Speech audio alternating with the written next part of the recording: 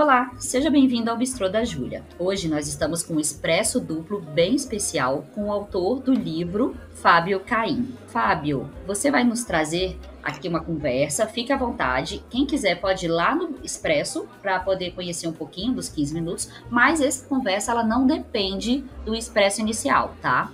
O nome do livro é Uma Mistura de Mazela e Solidão, contos irreais de histórias prováveis. Fábio Caim é publicitário, psicanalista, escritor e especialista em semiótica. Mas eu vou pedir para ele se apresentar, por favor. Oi, Júlia. Bom, obrigado pelo convite. É um prazer enorme estar aqui depois de tanto tempo, né? Finalmente a gente conseguiu se ver e se reunir. Então, super obrigado. E, de fato, a primeira formação, eu sou publicitário, eu tenho aí um percurso já na área de publicidade. Atuo hoje com a minha consultoria, que é o Objeto Dinâmico, trabalhando com marcas. Sou professor universitário, né, e também atuo com gestão acadêmica no ensino superior. E teve um tempo na minha vida que eu falei, bom, mas o que eu quero fazer para o resto da vida depois, né? E aí surgiu a psicanálise, então fui fazer também um pouquinho de psicanálise, me formei como psicanalista, e aí atuo um pouquinho só na psicanálise. E depois de tudo isso, eu sempre gostei de escrever, e aí finalmente tive a oportunidade de publicar esse primeiro livro de contos, e eu sempre amei escrever contos. Então aí é uma grande realização para mim. Já tem um outro livrinho no forno, quer dizer, no forno não, já mandei para alguma editora, vamos ver se a recepção vai ser positiva também. E me conta, assim, eu fiquei fascinada pelo livro, eu comecei e não parei, não consegui parar, assim... você conseguiu trazer um pouco desse lado publicitário pra gente se sentir dentro do ambiente e ao mesmo tempo você me traz esse lado da psicanálise das mazelas do ser humano. E aí que tá esse lado sombrio, meio Netflix das suas histórias. Me conta que me deu suspense, assim, e essa sensação do final, né? Que não tem como não dar spoiler na nossa conversa, um pouco sim, aqui. A gente vai ter que, enfim, oferecer isso. Fico triste porque é uma delícia, mas me conta, por que esse lado sombrio? Vem da psicanálise? Vem da sua personalidade? É uma pergunta bem pessoal aí. Legal, não. Primeiro, eu devo dizer que eu sou apaixonado por ficção, então, e principalmente ficção científica. Só que eu não sei escrever ficção científica, é uma frustração minha. Eu tenho algumas ideias, sabe, mas não sai no papel. Normalmente as ideias, eu não sou um escritor profissional, né? Eu não sou uma pessoa que senta e escreve todo dia. Eu tenho alguns períodos de produção, eu fiquei, por exemplo, anos sem produzir nada, depois de ter produzido bastante durante um grande período. Então, quando eu normalmente sento para escrever, o que eu gosto de retratar, e eu acho que a psicanálise deixou isso muito mais aflorado, essa percepção mais minimalista, eu gosto de retratar essa dinâmica mental do funcionamento, né, dos personagens que eu invento, é claro, né? Então, é claro que tem um pezinho na realidade, mas é pura ficção. E eu gosto de trazer essas mazelas, mostrar como essas mazelas elas fazem parte do dia a dia. E até em algumas situações que talvez às vezes sejam inusitadas ou pareçam de fato pura ficção. Eu gosto desses personagens que eles parecem rasos, mas eles são profundos, sabe? Então eu acho que isso é um grande sacada no jogo do mistério, no aprofundamento mais sombrio, assim. Você olha para o personagem, ele é raso, ele parece raso, mas o movimento interno dele é tão confuso, difuso e profundo que aí o personagem se apresenta como realmente um protagonista interessante das histórias. Eu gosto mesmo do lado sombrio. É como se você tivesse com um serial killer, assim, comum do dia a dia passando, né? Então, assim, a sensação que você me traz é que todo mundo pode ser, assim, dentro de si um ser perigoso. E não significa que a gente não tem isso dentro da gente. Sim. Aí eu faço uma pergunta que é, assim... Ficou esse dilema dentro de mim, né? Assim, dentro dos meus estudos, ele está sendo um dilema dentro de mim.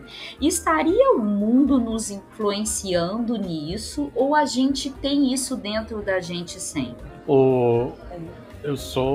Acho que, bom, todo psicanalista é um freudiano, né? Porque, óbvio, a psicanálise, ela surge com as elaborações e descobertas de Freud e redescobertas de Freud. Mas eu me considero um freudiano mesmo, assim, eu gosto de ler de ler Freud, de entender e trazer as discussões dele para a atualidade. E Freud sempre disse que o processo civilizatório é um processo de apaziguamento das paixões, né? Apaziguamento da libido, desse movimento libidinal, que é um movimento que nos deixa vivos, nos faz querer viver, mas é um movimento também que, se você não apazigua de maneira civilizatória, esse movimento ele abarca tudo a tudo sem limite, né? Então, à medida que a gente entra nesse processo civilizatório, a gente vai apaziguando um pouco essas paixões. Mas nem todas as paixões podem ser apaziguadas, né? E nem todos são, digamos,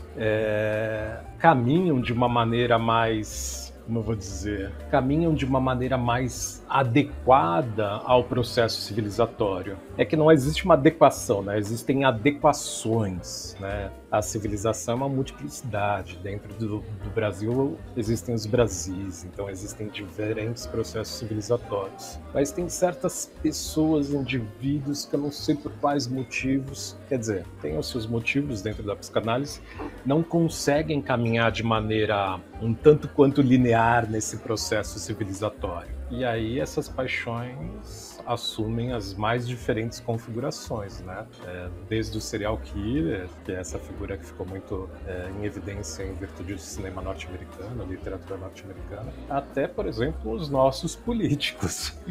Sim, né? sim. Altos executivos. Então, essas pessoas exageradamente egocêntricas, ambiciosas. É claro que um pouco de tudo é sempre bom, né? É sempre bom ser egocêntrico, porque também a gente tem que se valorizar. É sempre bom ter ambição, porque a vida precisa desse movimento. Mas quando você olha essas pessoas são exageradamente assim, você fala, puxa, alguma coisa do processo civilizatório não encaixou aí nela. E eu acho que, se você olhar para um total, como você está me dando assim, é como se o mundo moderno também não valorizasse a empatia.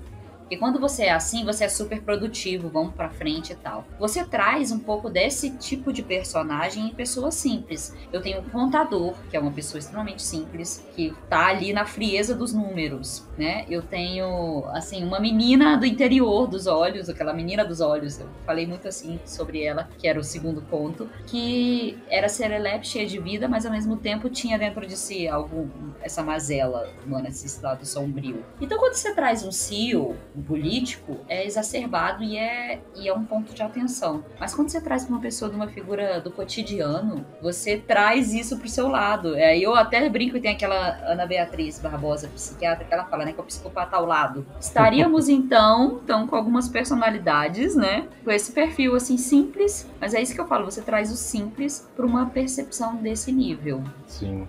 Eu acho que talvez uma linha tênue aí que circule pelos meus contos é a falta de culpa dos personagens, né? Os personagens não sentem culpa, não pelo menos dessa maneira como nós, pessoas razoavelmente normais, sentimos culpa, né? Então acho que isso é uma questão do processo civilizatório. Freud dizia que nós, neuróticos, somos aqueles que sentimos culpa, portanto somos aqueles que conseguimos ter empatia porque a culpa recai sobre nós. Mas esse movimento contemporâneo nosso, a exacerbação da tecnologia, desse movimento muito rápido, ele tem cobrado um custo da gente. A gente percebeu nessa pandemia que ele cobrou um custo das relações humanas, que talvez agora a gente tenha um outro movimento aí de resgate dessas relações, mas também é um movimento que eu acho que vai adoecer um pouco. Então mas todo processo civilizatório ele tem um custo. Então não é uma característica, sabe, da nossa sociedade. Se você olhar todas as sociedades anteriores, elas tiveram um custo pelo seu processo civilizatório. A gente paga um custo, né, por manter o meu vizinho do lado na casa dele sem querer me assassinar. Então esse é o processo civilizatório. Fecha a porta. Que medo, vou trancar mais agora, depois do livro.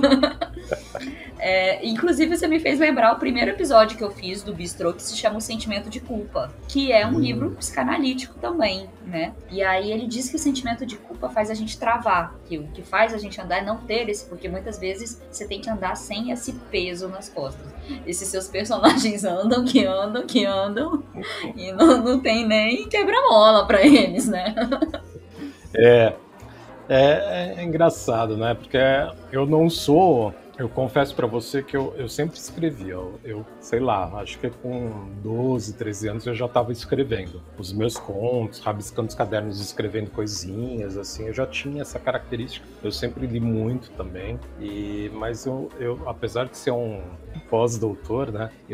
Eu não paro e faço análise do material que eu produzo. Eu sou uma pessoa até que eu esqueço, assim. É por isso que eu peguei o livro para lembrar um pouco os contos aqui, que eu esqueço. Mas é interessante o que você está me propondo de voltar e analisar esses personagens, entender esses fios condutores, né? Quando você fala da menina, eu fiquei pensando, o que liga esses personagens dos contos? Que são personagens, eu acho que também são personagens que eles se prestam a viver uma vida pobre, sem cor. Acho que tem um pouco disso, assim. Tem um sistema de defesa muito grande em relação à vida. Eu concordo com você. E essa menina Serelepe, pra mim, também me fez um sentimento de que era a menina que ela não teve. Porque o primeiro conto que você fala, da esposa do senhor engenheiro, ela tinha uma dor muito grande de não ter filho. E logo ela se coloca no papel de querer, né, trazer essa menina toda a vida, talvez ela não tivesse.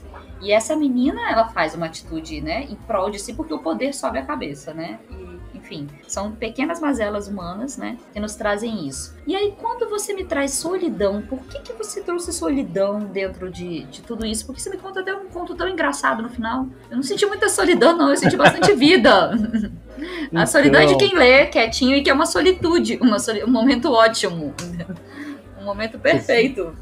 Você sabe que esse último conto, esse é o único, Um Dia com Marilda, é o único conto que ele é um conto, assim, antigo. Tenho esse conto, eu já tinha feito esse conto, acho que faz uns, olha lá, 20 anos mais ou menos. Uau! E os outros contos, eles são do ano passado, no máximo, sabe? E aí eu fiquei pensando em trazer um conto que fechasse o livro, mas eu queria também um conto que tivesse esse tom de humor, mas ao mesmo tempo é um tom de humor tão massacrante, de uma realidade tão difícil, né, que para mim, Marilda é uma pessoa solitária. Então o humor dela é um humor de defesa contra a solidão. Ela é perfeita, porque ela é uma realidade de muitos.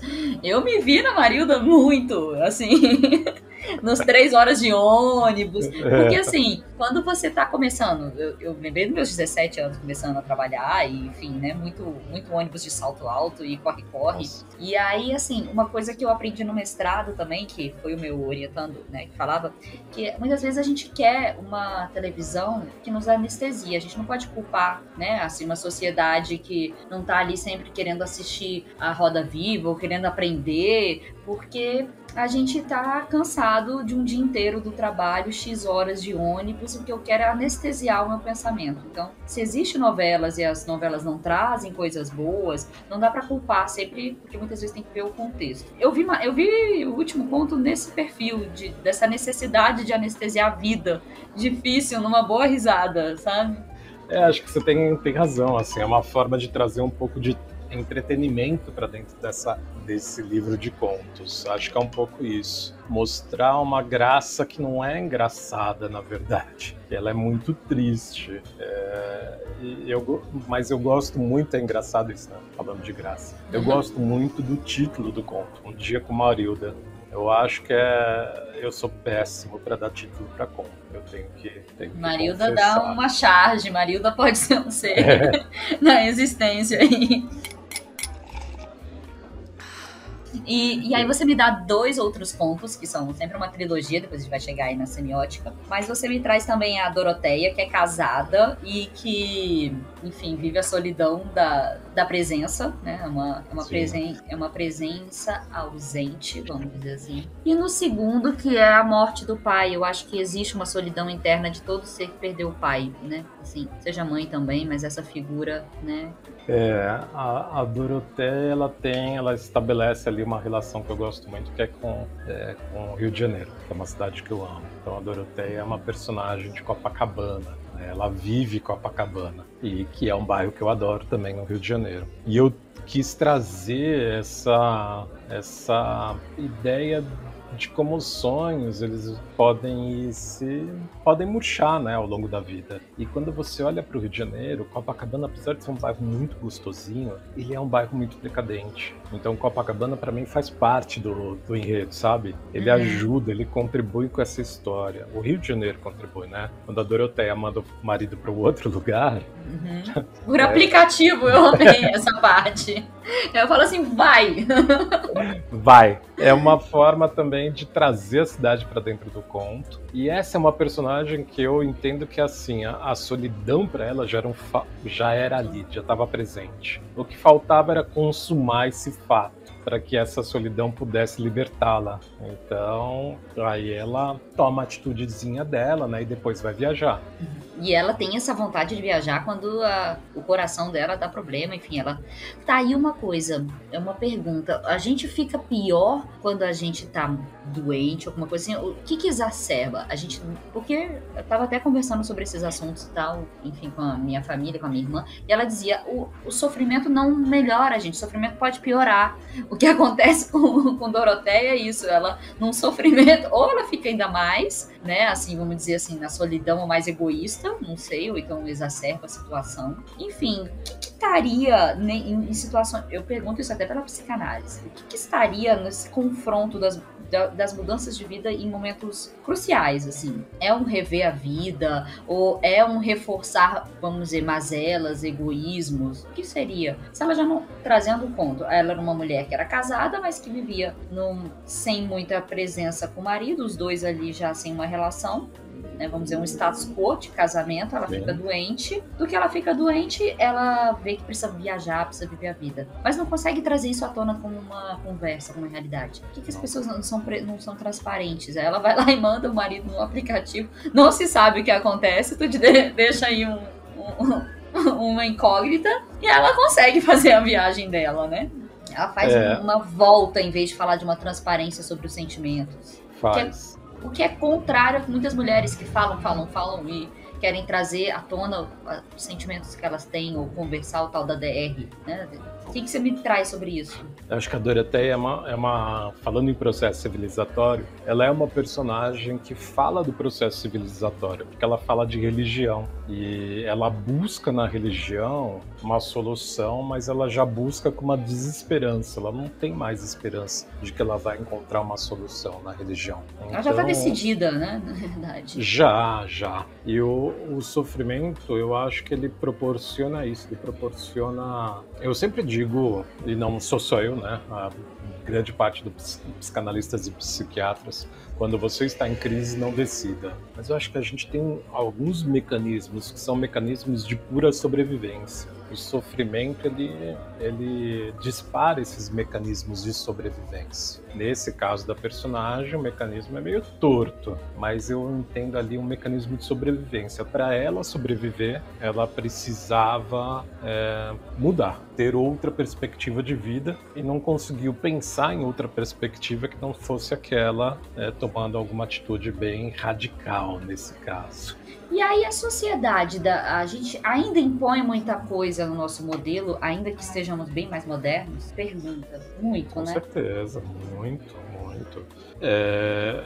A gente vê isso continuamente, né? Eu sou professor universitário já faz mais de 20 anos. E eu tenho acompanhado durante esse processo, né, toda uma geração aí de jovens. Então, sei lá, os que eu dei aula, as primeiras vezes que eu dei aula, comecei a dar aula, são pessoas que já estão com 40 anos quase, né? Não, já estão com 40 anos. Então, eu tenho visto bastante essa mudança de mentalidade, mas ainda é uma uma mudança onde o outro é muito importante. E esse outro, via de regra, é a sociedade. São essas regras, são essas leis impostas, né? Não a lei legislativa, mas essas grandes leis que dizem: você não pode fazer isso, você não pode ser aquilo, você não pode estar naquele lugar. E o sofrimento é muito decorrente de toda essa pressão. Mas, graças a Deus, ainda estão surgindo vários e vários movimentos reafirmando as possibilidades de ser quem você quer ser. Mas, novamente, ser quem você quer ser também é algo que demanda um custo. Ainda mais numa sociedade nossa que está ainda muito amarrada a tradições patriarcalistas, a tradições de uma perspectiva de um modelo familiar que não é um modelo que se replica de forma unânime, igualitária, igual em todos os locais, em todos os, né? As famílias são múltiplas e parece que a gente ainda fica numa idealização de família, e quando tá na sua cara que, cara, tem famílias múltiplas, né? Mães com avós cuidando dos filhos. É uma família, né?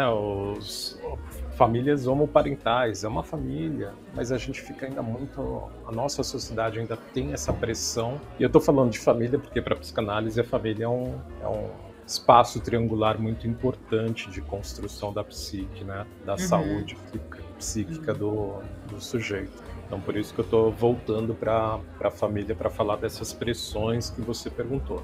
A gente sofre muito ainda dessas pressões. O jovem hoje ainda sofre muito dessas pressões. E tem adoecido muito, viu? Isso eu ia te perguntar. Esse núcleo família é uma base que você me traz pela psicanálise para a saúde mental. E a partir do momento que a gente tem a cobrança externa de modelos que não fazem parte da realidade, você traz esse conhecimento como professor, a gente tem a pressão. E que tem a pressão exacerba de algum lado, né? Porque a ideia de família ela é muito importante para a nossa sociedade. Só que a família não é esse padrão de mãe, pai e filhos. Isso acontece, óbvio. Mas ela não é em 100% das casas, né? E você não dá espaço para essas outras formações parentais. É você instituir um padrão e reforçar esse padrão e dizer: só esse padrão é o correto, só esse padrão é que pode te trazer saúde mental, que pode trazer sucesso, que pode trazer uma vida feliz. É complicado, é pesado demais. Então, eu vejo bastante, tenho acompanhado bastante vários alunos meus, assim, passando. Claro, essa é uma situação macro, né? Tem a subjetividade, a individualidade que se relaciona com essa situação macro. Mas eu tenho visto bastante, assim, e muitos alunos e alunas, né, questionando e contestando esses espaços. Isso também tem o sofrimento, mas ao mesmo tempo tem, né, esse alento de, poxa, que juventude bacana que está questionando. Que tá conseguindo ser protagonista no modelo desse. E como fazer esse salto? Tá, é uma boa pergunta, porque aí eu vou fazer essa pergunta para um professor, que muitas vezes é uma base para muitos adolescentes, ou jovens, recém-adultos, e tô fazendo para um psicanalista ao mesmo tempo. Como eu faço como é que eu saio desse vitimismo? Não é um vitimismo em específico, mas como eu saio de um papel de sofredor, então, para tirar um pouco dessa responsabilidade dele ser vítima, mas como eu saio da passividade para ser um pouco protagonista em ser o que se é. E não como uma mazela dessa para sair torto desse jeito. Deixa pro Netflix e pra ficção aí, que é ótima. Eu acho que o primeiro é aceitar que o sofrimento existe e vai existir, né? Estar no mundo significa sofrer. Então, o sofrimento faz parte da maneira como a gente construiu a nossa sociedade.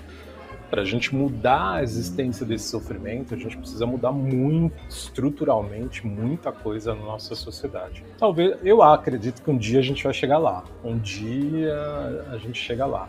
Mas de utopia, como um olhar de utopia, igual o Galeano fala, que é para onde eu vou, ou é real mesmo? Que você imagina que a gente vai melhorar mesmo? Não, você não vê só como horizonte, não. Como um olhar ao alto de Deus, assim? Não, porque eu sou um semioticista, né? E como semioticista de base peirciana, Charles Sanders Peirce, o Peirce dizia que a semiose, que é a produção do signo, é um signo que remete a outro signo, que remete a outro signo, né? Por exemplo, uma cadeia de pensamentos.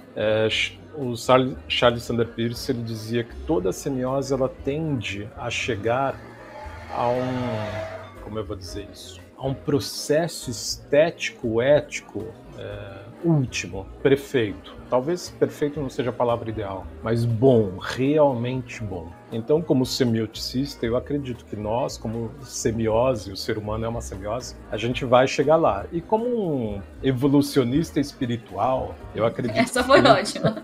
Gostou, né? Foi legal. Essa você não se colocou no lugar. Eu tô tentando aqui quase que botar um zoom no áudio para entender o que seria um evolucionista espiritual.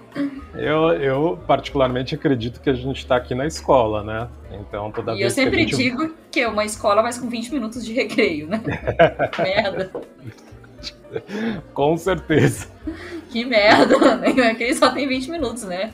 Toca sinal. Mas volta, desculpa, foi só uma brincadeira. Imagina. Não, e eu acho que toda vez que a gente volta para essa escola, que é a minha perspectiva espiritual, a gente vem para aprender. E toda vez que a gente volta com aprendizados, com uma postura ética melhor. O problema é que a gente tende a ir um pouquinho mais devagar do que seria o ideal. Mas por isso que eu acredito numa evolução, né? Inclusive espiritual, não só social, cultural. Eu acho que a sociedade caminha, né? Se você pegar historicamente, nossa sociedade ainda é muito violenta, mas ela não é tão violenta quanto ela era antigamente. Nós criamos leis que às vezes, em grande parte no Brasil, não funcionam, mas a gente criou leis para evitar que eu abra a porta da minha casa e mate o meu vizinho, né? Tem consequências sobre isso. Esse é o processo civilizatório. Então, eu acho que essas leis que a gente vai criando, e são leis que evoluem, é um processo evolutivo, a lei evolui, elas tendem a também caminhar de uma forma tropeça ainda,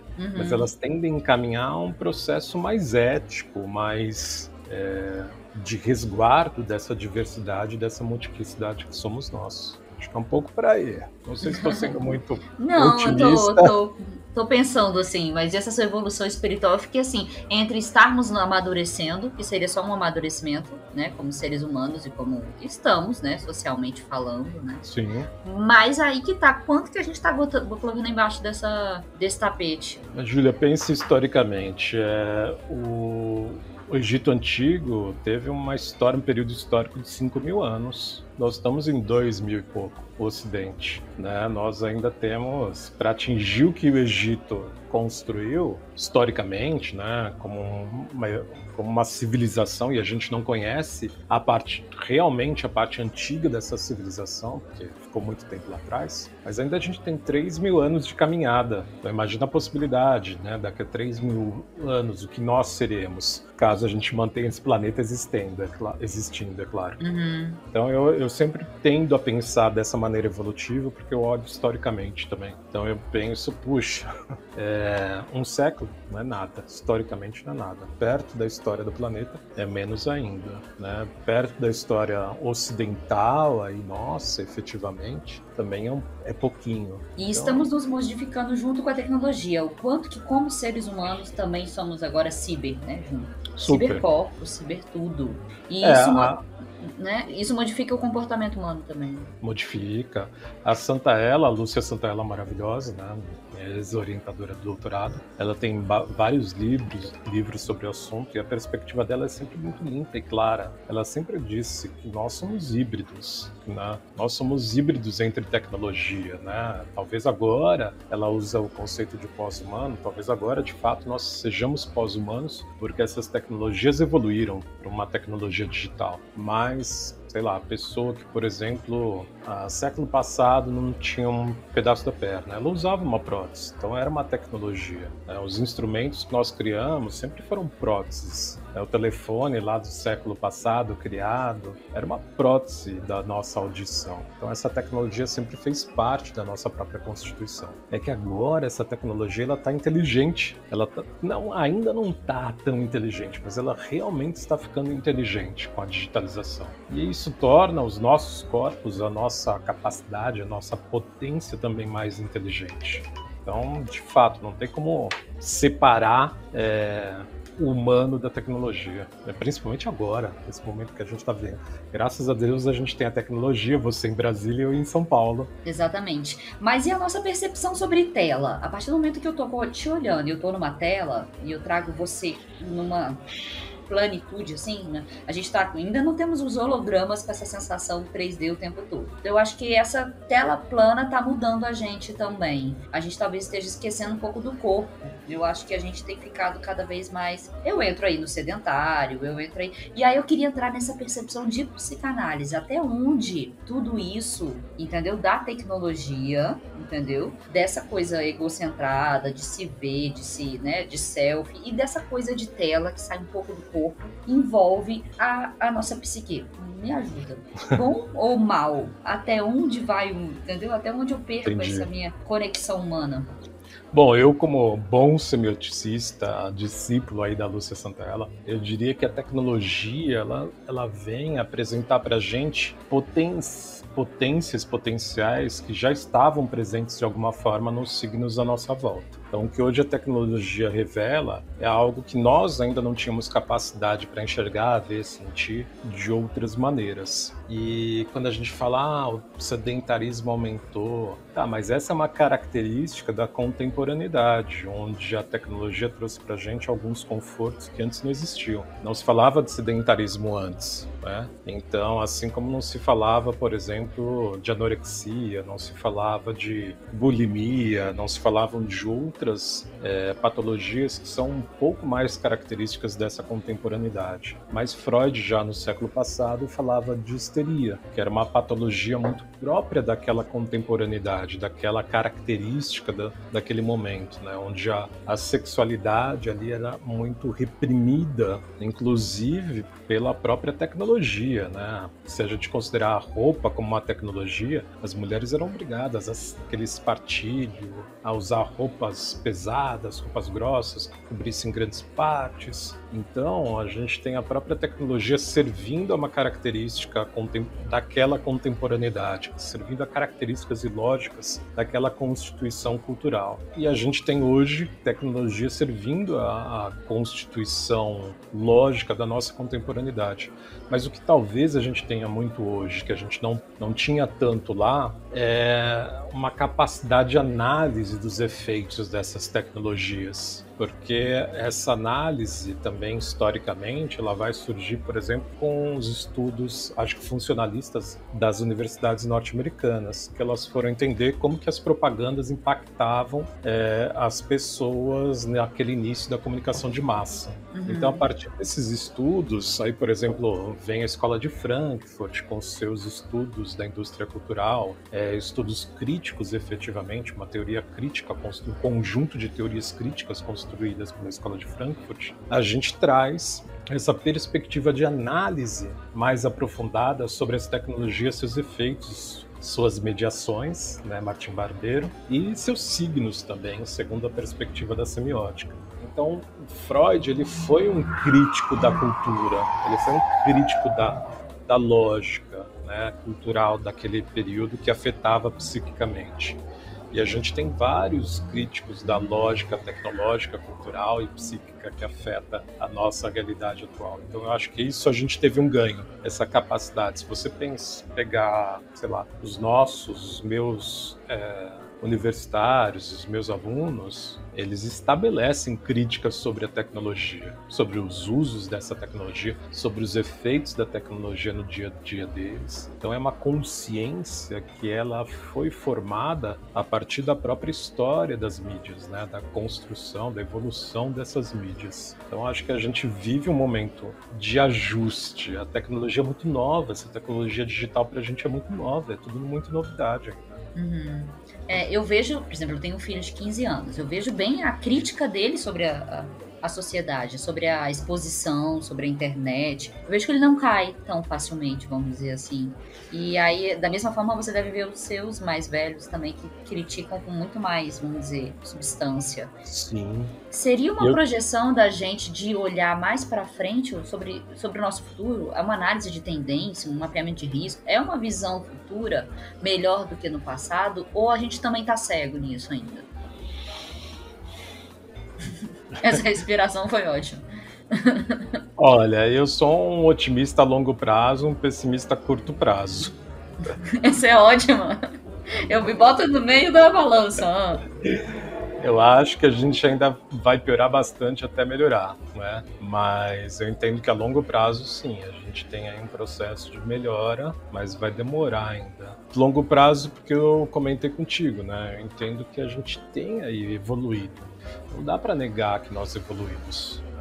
A gente não tem, apesar da situação crítica atual em relação à fome, a gente não tem milhões morrendo de fome como a gente tinha na Europa medieval, né? Existem, por mais que eles sejam precários e precisem melhorar muito, muito mesmo, mas existem mecanismos sociais preparados, porque já se entendeu que é um absurdo as pessoas, por exemplo, um país como o nosso, morrerem de fome, passarem fome, é um absurdo, né? O celeiro do mundo e as pessoas passando fome. Então a gente construiu ao longo de um tempo bom da história brasileira mecanismos de suporte social que não são suficientes, tá? E não são ainda suficientes e numa utopia não deveriam nem existir, porque ninguém deveria passar fome. Então eu acho que a gente tá caminhando, passos lentos. É claro que a minha perspectiva ela não funciona com um cara que está passando fome hoje, né? Então eu entendo o sentido pragmático da situação. A gente está num momento muito complicado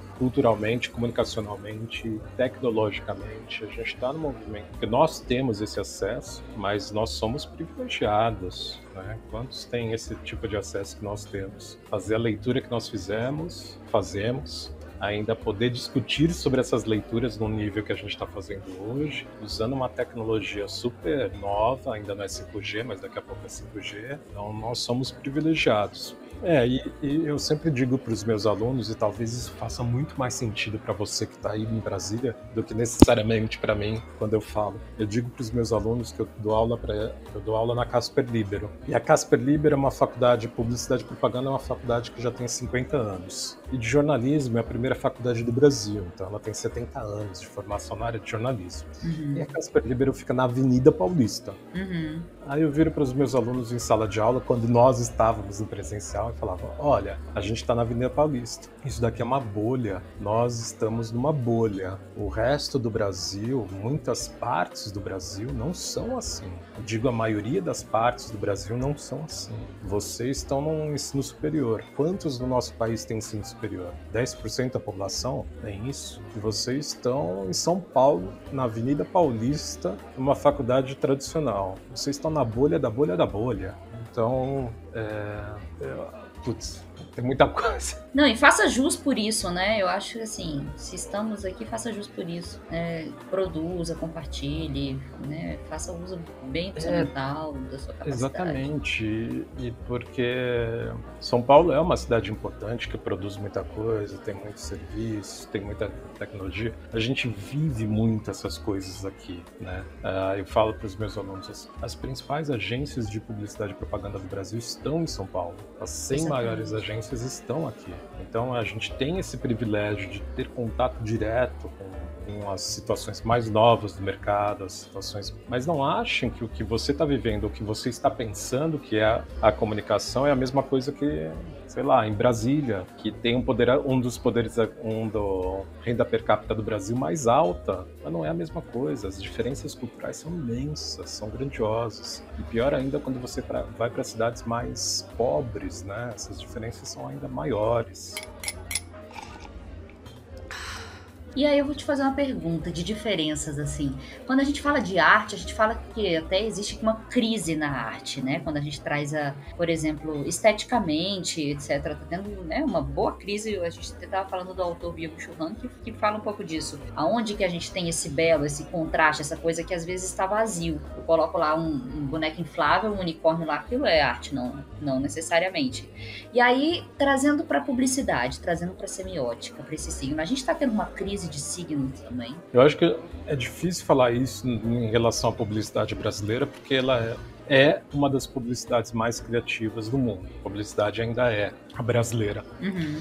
As nossas agências são extremamente premiadas aí no mundo inteiro. Então nós temos uma produção muito criativa. E eu não acho que exista uma crise, né? Ao contrário, a publicidade ela está mudando, né? Basta você ver, por exemplo, a mudança no histórico narrativo das propagandas de cerveja. E essa mudança foi uma mudança assim, de exigência da sociedade. Pare de tratar a mulher como objeto. nessas campanhas de cerveja. Até porque nós bebemos cerveja, né? Então, eu acho que E aí os publicitários, as publicitárias, né, o mercado entendeu, não tanto, mas entendeu um pouquinho isso e falou, bom, temos que mudar o plot. Não adianta, não dá mais para ficar fazendo aquilo que a gente fazia, achando que tá legal, tá bacana e vai funcionar. Porque os homens também não, alguns, né, infelizmente, não todos, mas os homens também não querem mais consumir esse tipo de propaganda. Os meus alunos, atualmente, eles olham uma propaganda dessa, eles sentem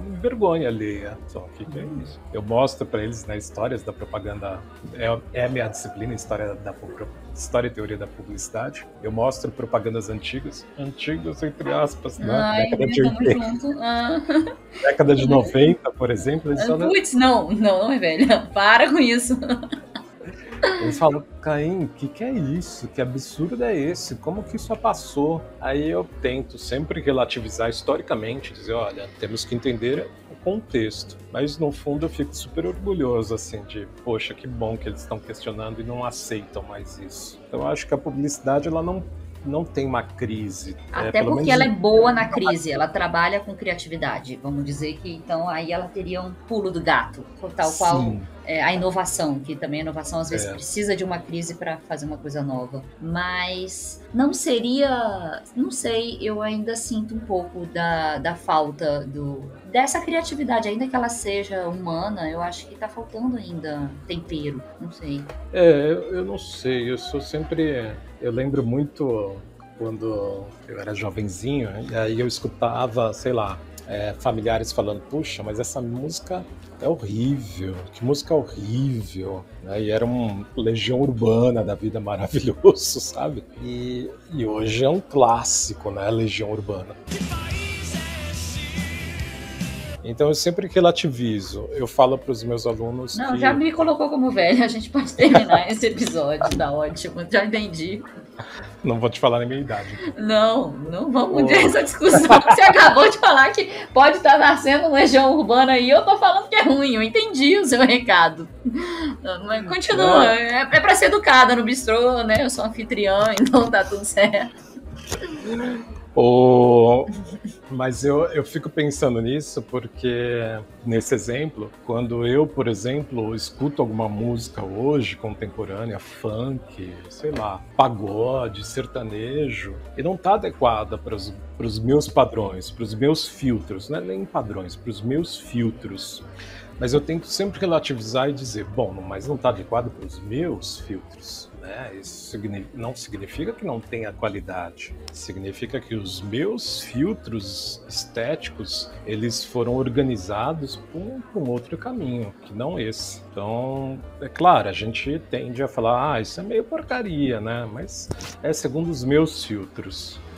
Então, entendi. Quando alguém chega para mim e fala, não, mas eu gosto, eu adoro, claro que eu tiro um sarrinho, faço uma brincadeira, mas a gente tem que respeitar, os filtros são outros, né?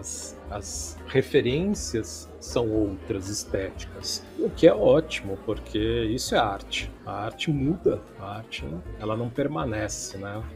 Quer dizer, o objeto artístico, ele permanece, mas eu acho que o conjunto, a narrativa estética, ela muda. Sim. Então aquela mas obra eu de acho que arte até grega por tá no público museu. também. Até por público também, porque quando eu falo de uma mídia ou de uma campanha, de algum produto para algum público em específico, eu tenho um feeling, para outro. Mas eu acho que algumas coisas estão meio clichês, do tipo na internet, o tipo de venda na internet, o tipo de palavras de a jornada daquilo, eu acho que tá um pouco desgastado, e é aí que eu falo que falta um pouco de criatividade, entende? A gente sempre sofre com varejo, né? Que são esse varejo conceitual, que são essas ideias que são ideias que elas vendem muito fácil. Então elas replicam em fórmula. Então é o call to action. Qual é o call to action da vez? Né? Qual é o CTA da vez? Então eu acho que tem muito isso também, tem esse varejo conceitual que, por exemplo, eu acho que ilustra muito que foi a imagem que ficou do coach. Que pode ter um trabalho muito legal, muito assertivo naquilo que se propõe a fazer, mas ficou a ideia do coach super autoajuda, com fórmulas e um varejo conceitual. Eu te vendo sucesso, te vendo sucesso, te vendo sucesso. Eu acho que a publicidade ela pega um pouco disso mesmo, você tem razão, aí fica cansativo. Acho que você pegou meu sentimento de que tá faltando a criatividade nisso, mais ou menos. Tal qual a arte, que às vezes também vai para um lado que não é mais uma exposição e não é um produto mesmo em si. A arte também tem um mercado, né? Então, o que dita, na verdade, o valor da arte é esse mercado aí, criado, sei lá por quem, mas tem os seus influencers que ditam quais são os objetos artísticos que hoje têm um grande valor. Então você vai para um leilão e de repente aquele objeto artístico é leiloado por milhões. Aí você fala, mas esse objeto artístico nem estava na recorrência artística, né, cultural que está acontecendo. E você que entrou agora no livro, né? É seu primeiro livro esse, de contos? De contos, literatura é meu primeiro livro. Porque aí as editoras, esse é um mundo também que tá, assim, tem algumas que estão surgindo, umas editoras novas, a gente tem livraria mais conceitual diferente, agora não mais essas grandes. Eu te pergunto, como é que tá esse mercado? Você chegou a estudar esse mercado para lançar o seu livro? Olha, há uns anos atrás eu tentei publicar. E eu tentei com algumas editoras e eu recebi negativo de todas as editoras. Então foi uma situação até meio chata que me desanimou um pouco. E aí o que aconteceu agora foi que uma colega minha de faculdade, ela é sócia na editora, que é a editora Patois, que é uma editora independente. Eu não conhecia a Patois, fiquei conhecendo, e a Patois tem uma quantidade de publicação assim, de qualidade. Inclusive tem um professor com quem eu fiz aula, que é um professor do Sul, e aí eu fui descobrir que ele tinha um livro de contos publicado pela mesma editora, pela Patois. Então um cara super bacana, o Rafael Bassi. Já fica anotado pra gente fazer um... Ele é bem legal, Com dicas mais. E aí eu conversei uma vez com ela, falei, que legal, você é da editora Patois? Falei, poxa, eu sempre escrevi, tem um livro meio encabeçado aí. Falei, manda pro Edu, pro meu marido. Falei, tá bom. Aí me passou, mandei. Mas demorou assim...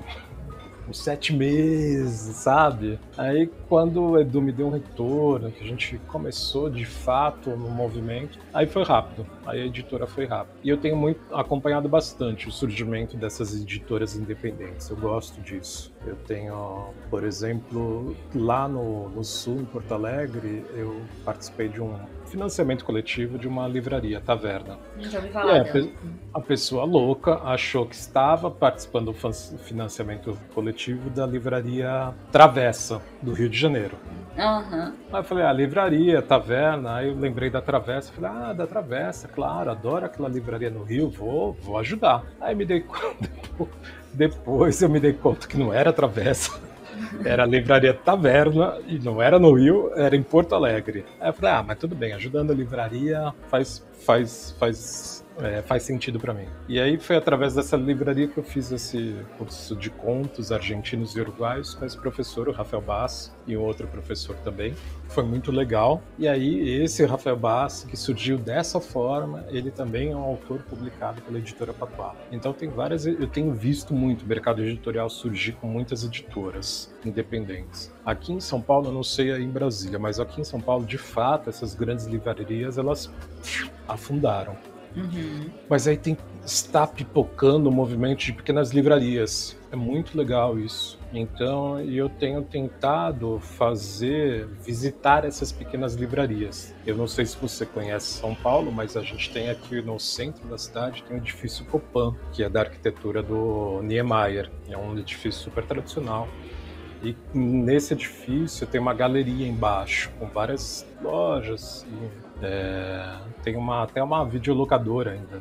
E abri uma livraria, a Megafauna, que é super bacana, super linda, assim. E eu fui lá e os atendentes são legais, super engajados, me mostraram alguns livros interessantes. Comprei 2 livros de uma autora norte-americana, mas que é de origem africana, com uma literatura ficção científica baseada em mitologia africana. Maravilhoso, depois eu te passo o nome direitinho. Então aqui tem tido esse movimento, sabe? De editoras independentes e pequenas livrarias surgindo, e as grandes realmente afundando. Exatamente.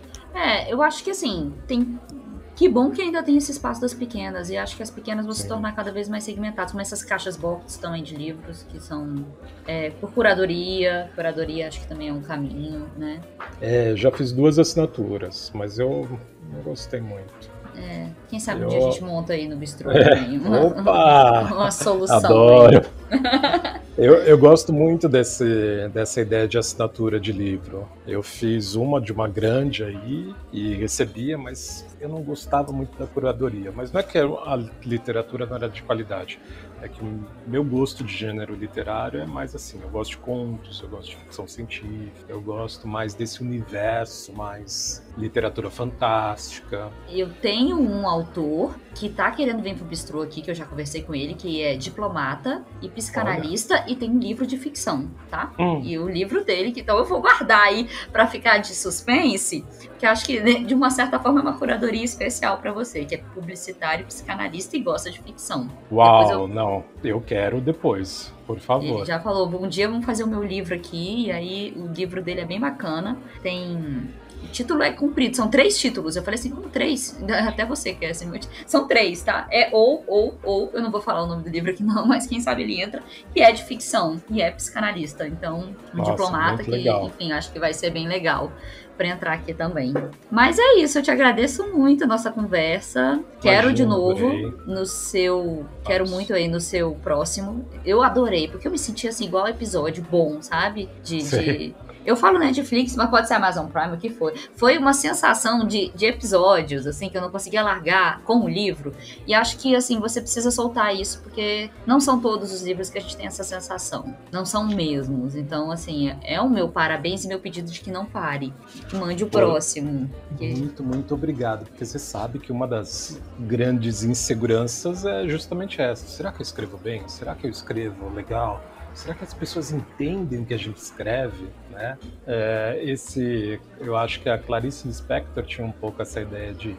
ela dizia que ela não escrevia para ninguém, que ela escrevia para si mesma porque ela precisava, né? Mas ela é Clarice Lispector, né? Não, finge que você escreve porque você precisa também, entendeu? Coloca um sentimento. Nós, pobres humanos, a gente escreve para alguém. Então, esse alguém, a gente sempre se questiona. Poxa, tá lendo? Pelo menos eu me questiono, né? Será que é um conteúdo bom, de qualidade? Então, é muito bom quando tem um retorno assim como o seu, de uma pessoa também tão qualificada, tão bacana. De forma alguma. Chegou na sexta-feira. Doutorado. Exato, chegou hoje. Mas olha, chegou o livro pra mim na sexta de manhã, era sábado à tarde, eu tinha terminado de ler. Qualquer minuto que eu tava com ele na mão. Foi o meu sextou, sozinha, tranquilo, uma solitude, uma mazela de solidão aqui. Eu sou mãe sozinha com um adolescente, então foi assim. Falei, gente, que eu viva muitas dessas solidões, desses sextos. Foi ótimo mesmo. E eu fiz um relato emotivo, porque assim, as emoções que eu senti com o livro é que me trazem isso. No final é uma crise de risada, que o último conto é assim, pra não ficar tão pesada essa vida, entendeu? Pra não doer tanto esse título, que eu fiquei assim, gente, eu vou sofrer com esse título. Eu já me sinto só, ainda pego umas mazelas e solidão, falei, vou me sentir só, mas não. Você sabe, Julia, que eu sempre digo para os meus alunos e para os meus analisandos também, falo, humor é estratégia de sobrevivência. Então, meu humor é meio estranho, né? Eu conto piada para os meus alunos, mas eles não dão risada. Aí eu peço para eles serem educados e pelo menos fingirem. Então, eu sempre tento dar uma pitadinha, assim, sabe? De alguma coisa que pode ser engraçadinha ali no meio. E da Marilda, eu acho que é essa coisa um pouco mais exagerada. Foi. Não, eu não ri nenhum outro. Desculpa aí, já fica contigo. Nenhum conto eu ri, eu fiquei tensa. E foi. E no final, não, foi maravilhoso do ônibus. Eu me senti assim, na minha juventude, dos 17, 18, pegando busão, assim, foi ótimo. Foi ótimo.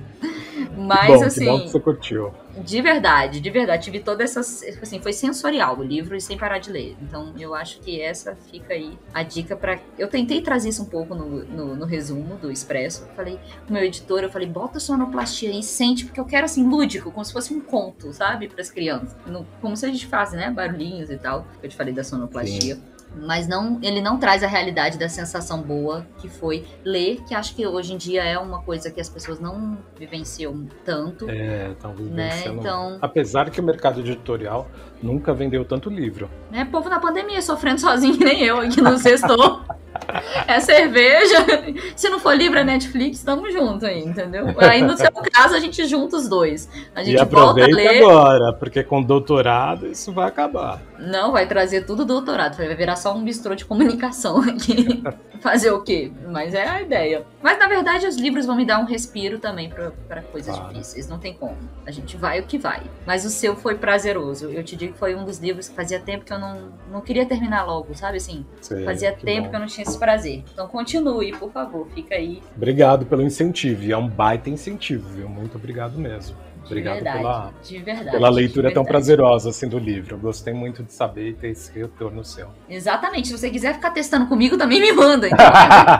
Opa, eu vou te mandar. Manda. Obrigado. Vou te mandar, então. Mesmo. Me manda. Ó, sextou. Opa, peraí, eu vou preparar minha cerveja ali, já vou ler pra ver qual é a sensação. Tenho o PDF do próximo livro, vou te mandar, então. Já me dá, que eu já vejo a sensação dele. Tá. Perfeito. Obrigada, viu? Mais uma vez aí. Obrigado você. E aí já fica o convite pro próximo, então. Tá bom? Tá bom.